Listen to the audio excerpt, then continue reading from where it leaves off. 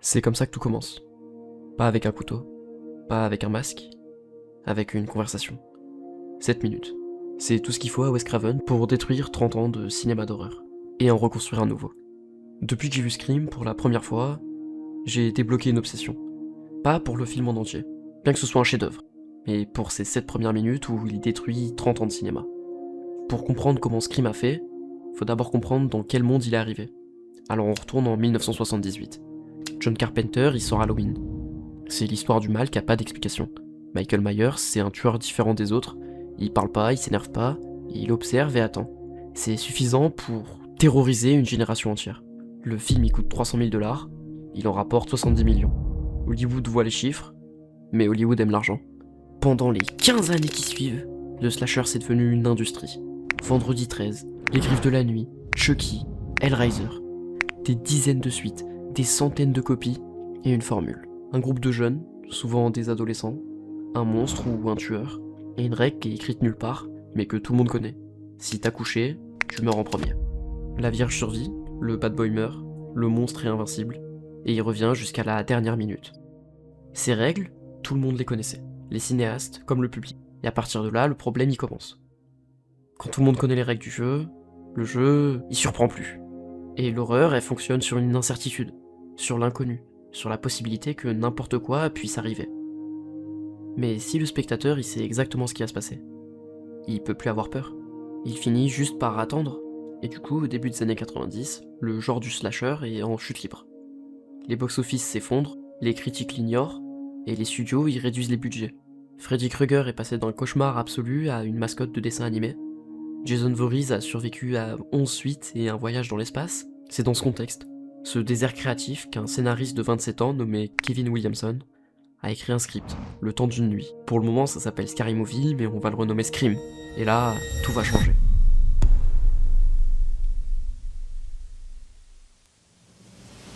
On va revenir à la scène, et on va reprendre depuis le début. Et on va regarder, mais vraiment cette fois-ci.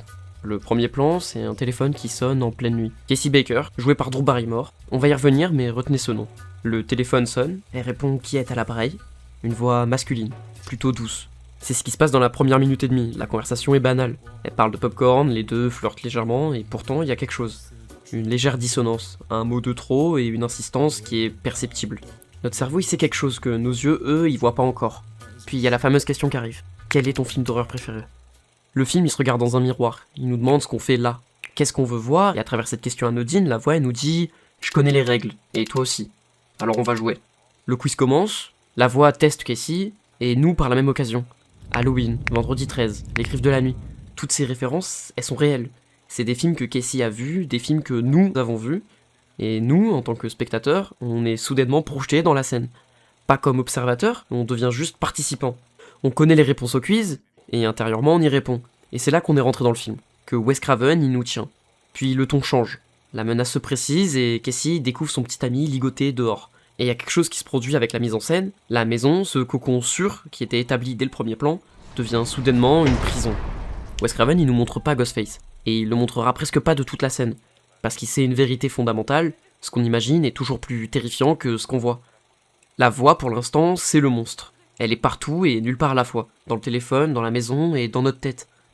La fuite commence, Craven adopte temporairement les codes classiques du slasher, mais il compresse le tout, et il accélère la chose, comme pour se moquer de leur existence. Et puis Drew Barrymore meurt. Je vous avais dit tout à l'heure qu'on allait y revenir, donc parlons de Drew Barrymore. Pour comprendre l'audace de ce choix, il faut se replacer dans le contexte de 1996. Drew Barrymore, c'est pas seulement une actrice, c'est une institution culturelle. Elle a 6 ans quand elle joue dans E.T., toute une génération l'a vu grandir, elle est familière, elle est aimée, elle est en sécurité dans nos têtes.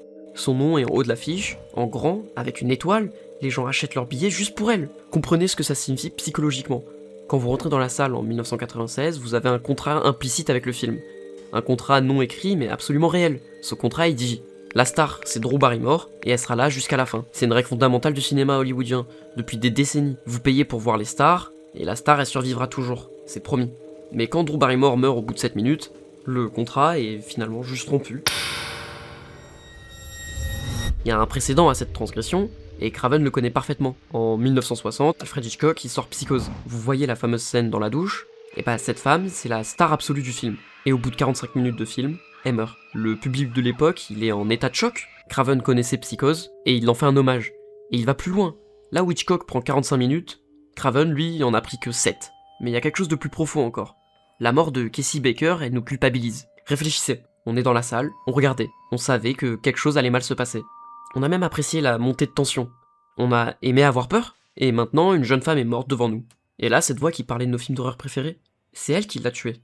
On était complices depuis le début, on le savait juste pas encore. Ça, c'est le génie psychologique de la scène. Elle joue pas seulement sur la peur, elle joue sur la honte d'aimer la peur, sur le malaise d'être dans une salle obscure à regarder souffrir quelqu'un. Craven et Williamson, ils posent une question que le cinéma d'horreur évitait depuis des décennies. Pourquoi est-ce qu'on fait ça? Pourquoi est-ce qu'on paye pour avoir peur? Alors déjà, ils y répondent pas, et en plus de ça, ils laissent la question ouverte. Le mot postmoderne, il est souvent galvaudé. On le colle partout, on l'utilise quand on veut paraître intelligent, mais pour Scream, il est exactement juste. Le postmodernisme, c'est quand une œuvre sait qu'elle est une œuvre. Quand elle se regarde exister, quand elle cite ses influences, non pas pour les imiter, mais pour dialoguer avec. Scream fait exactement ça. Il connaît Halloween, il cite Halloween, et il l'analyse en même temps, pendant qu'il en reproduit les mêmes mécanismes. Kevin Williamson a 27 ans, quand il écrit le script, il est seul dans une maison qu'il surveille. Il entend un bruit, il allume la télé, il tombe sur une émission sur les serial killers, et il commence à écrire, toute la nuit.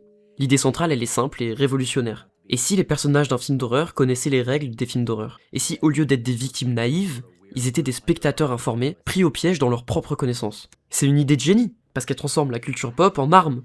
Dans l'ouverture, cette idée est à l'état pur. La voix teste Casey sur ses connaissances cinéphiles, et Casey, intelligente, cultivée, elle répond bien. Elle connaît les films, elle connaît les règles, et pour autant ça la sauve pas. Mais alors pas du tout. Le message est là, même en connaissant les règles, même en étant conscient du piège, on peut y tomber. Dans ce film, la connaissance ne vous protège pas, mais parfois elle vous paralyse.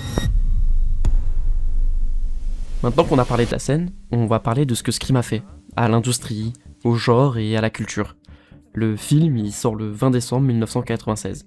Il coûte 6 millions de dollars et il en rapporte 173 millions. Pour Hollywood, c'est une seule question. Comment est-ce qu'on peut reproduire ça? La réponse, elle arrive un an plus tard, en 1997, avec Souviens-toi l'été dernier. En 1998, avec Urban Legend, et en 2000, avec Destination Finale.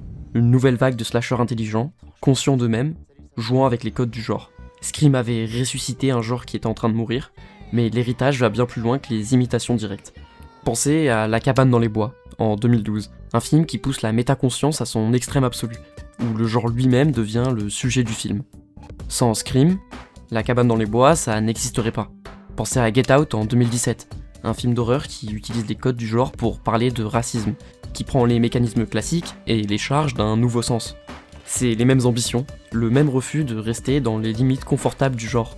Pensez à Hérédité, Midsommar, tout le mouvement du Elevated Horror des années 2010, ces films qui refusent d'être juste des films d'horreur. Craven a ouvert cette porte en 1996. Il a dit l'horreur, ça peut être intelligent. L'horreur peut se poser des questions. L'horreur peut nous faire réfléchir. Et puis il y a la scène d'ouverture, elle-même qui est devenue un modèle. Combien de films depuis 1996 ont essayé de recréer ce choc? Combien de scénaristes ont demandé comment est-ce qu'on peut tuer la star au début? Beaucoup trop. Et presque aucun n'y est arrivé. Parce que la force de l'ouverture de Scream ne vient pas que d'un truc, d'une astuce de scénario ou d'un effet spécial. Non, elle vient d'une confiance absolue, dans l'idée d'un cinéaste qui sait exactement ce qu'il fait. Wes Craven, il meurt en août 2015. Dans ses dernières interviews, il parle de cette scène avec une affection particulière. Il dit qu'elle était risquée, que le studio avait des doutes, que Drew Barrymore elle-même avait des doutes. Il dit que sa conviction était simple. Si le public n'est plus en sécurité dès la première scène, il le sera plus jamais. Et ça, c'est la nouvelle règle des slashers, que Craven a mis en place. Et c'est ça qui fait que cette scène-là, meilleure ouverture de film d'horreur depuis des années. Pas parce qu'elle est plus technique, pas parce qu'elle est plus violente, ou plus spectaculaire, mais parce qu'elle dure. Elle dure dans la mémoire et elle dure dans le genre. Elle dure dans la façon dont on regarde les films d'horreur depuis. Un téléphone sonne, dans le noir. Presque 30 ans sont passés, 7 films dans la saga, des générations entières de spectateurs, et 7 scènes. Ces 7 minutes tiennent toujours, parce qu'elle fait quelque chose que très peu de scènes dans l'histoire du cinéma ont réussi. Elle a changé les règles du jeu tout en y jouant. Elle a dit au spectateur « tu croyais savoir, mais tu sais rien ». Et le spectateur, il est revenu. Encore et encore. C'est peut-être ça la définition d'un chef-d'œuvre. Pas un film qu'on admire de loin, un film qui a marqué le genre et surtout qui continue de vous hanter. Scream hante encore. Et si le téléphone sonne ce soir, vous hésiterez peut-être une seconde avant de répondre.